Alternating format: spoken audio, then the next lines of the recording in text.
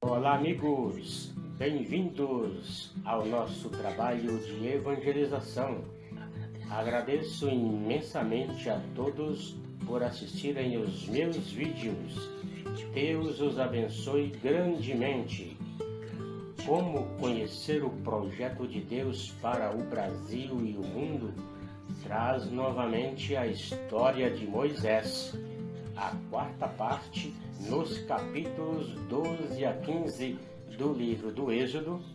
Vamos mostrar a 10ª praga que Deus mandou ao faraó, porque ele recusou deixar partir os israelitas, mesmo com todas aquelas pragas que ele havia mandado.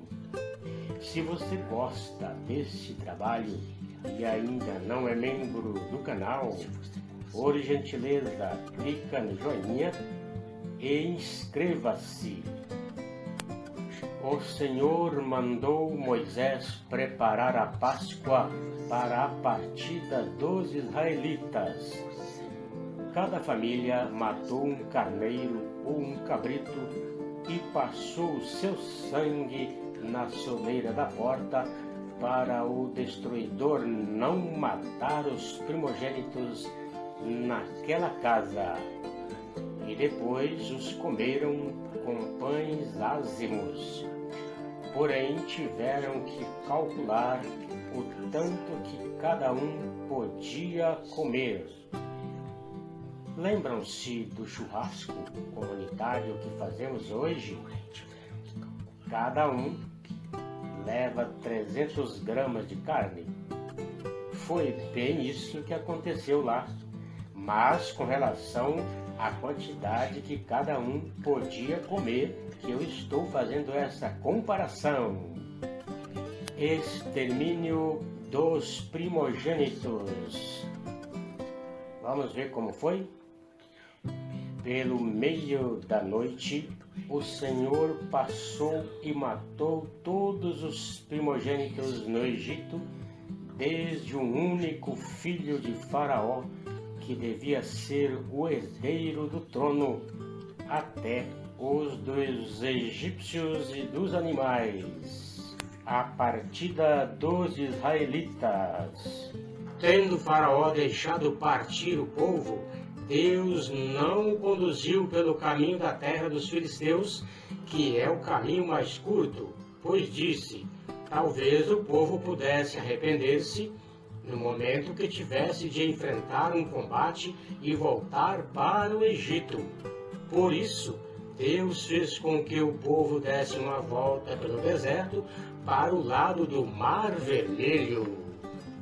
Tendo partido de Socó, acamparam-se em Etã, na extremidade do deserto.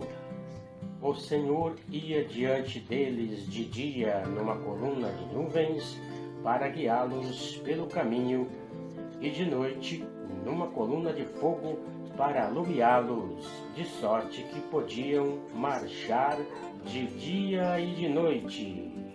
A passagem do Mar Vermelho. Faraó se arrependeu de ter libertado os israelitas e colocou todo o seu exército atrás deles.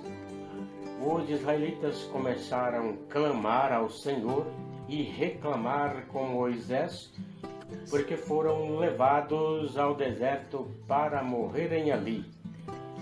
E Moisés disse: o Senhor vai operar hoje em vosso favor. Não verão mais os egípcios. O Senhor disse a Moisés: por que clamas a mim? Dize aos filhos de Israel que se ponham a caminho. E tu levanta a tua vara, estende a mão sobre o mar e fere-o, para que os israelitas possam atravessá-lo a pé enxuto. Vou endurecer o coração dos egípcios, para que se ponham ao teu encalço, e triunfarei gloriosamente sobre Faraó e sobre todo o seu exército, seus carros e seus cavaleiros. Os egípcios saberão que eu sou o Senhor quando tiver alcançado esse glorioso triunfo sobre o faraó, seus carros e seus cavaleiros. O anjo de Deus que marchava à frente do exército dos israelitas mudou de lugar e passou para trás.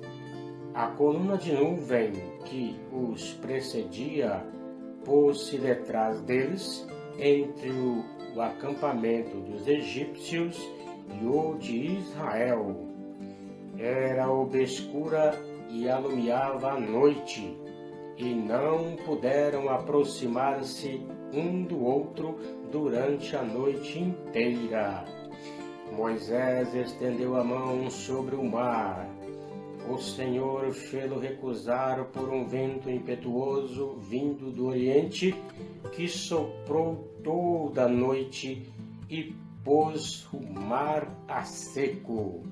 As águas dividiram-se e os israelitas desceram a pé enxuto no meio do mar, enquanto as águas formavam uma muralha à direita e à esquerda.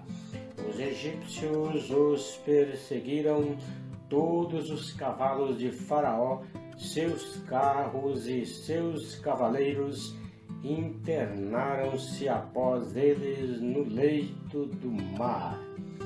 À vigília da manhã, o Senhor do alto da coluna de fogo e da nuvem olhou para o acampamento dos egípcios e semeou o pânico no meio deles. Embaraçou-lhes as rodas dos carros de tal sorte que só dificilmente conseguiram avançar. Disseram então os egípcios: fujamos diante de Israel, porque o Senhor combate por eles contra o Egito. O Senhor disse a Moisés: estende tua mão sobre o mar, e as águas voltar-se-ão sobre os egípcios, seus carros e seus cavaleiros. Moisés estendeu a mão sobre o mar, e este, ao romper da manhã, voltou ao seu nível habitual. Os egípcios que fugiam foram de encontro a ele, e o Senhor derrubou os egípcios no meio do mar. As águas voltaram e cobriram os carros, os cavaleiros e todo o exército de Faraó, que havia descido no mar ao encalço dos israelitas. Não ficou um sequer, mas os israelitas tinham andado a pé enxuto no leito do mar, enquanto as águas formavam uma muralha à direita e à esquerda. Foi assim que naquele dia o Senhor livrou Israel da mão dos egípcios, e Israel viu os cadáveres dos egípcios na praia do mar. Viu Israel o grande poder que o Senhor tinha exercido contra os egípcios. Por isso, o povo temeu o Senhor e confiou nele e em seu servo Moisés. Então Moisés e os israelitas entoaram em honra do Senhor o cântico da vitória.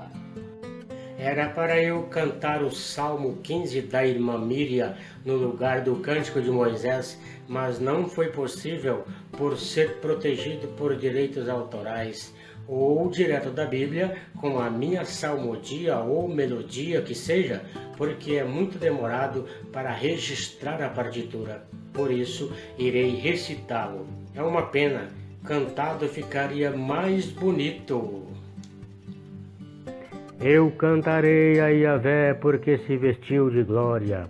Yahvé é minha força e meu canto, a Ele devo a salvação. Ele é meu Deus e o glorifico, o Deus do meu pai, e o exalto. Yahvé é um guerreiro, Yahvé é o seu nome. Os carros de Faraó e suas tropas ao mar ele lançou. A elite dos seus cavaleiros o mar dos juncos devorou. O abismo os recobriu e caíram fundo como pedra. A tua destra, Yahvé, pela força se assinala, a tua destra, Yahvé, o inimigo estraçalha. Pela grandeza da tua glória, destróis os teus adversários, desencadeias tua ira, que os devora como chama. Ao sopro das tuas narinas, as águas se amontoam, as ondas se levantam, qual uma represa, e os abismos se retesam no coração do mar. Quem é igual a ti, ó Yahvé, entre os fortes? Quem é igual a ti, ilustre em santidade, terrível nas façanhas, hábil em maravilhas? Lançaste a tua direita e a terra os engoliu, levaste em teu amor este povo que redimiste, e o guiaste com poder para a morada que consagraste. Tu os conduzirás e plantarás sobre as montanhas a tua herança, lugar onde fizeste, ó Yahvé, a tua residência.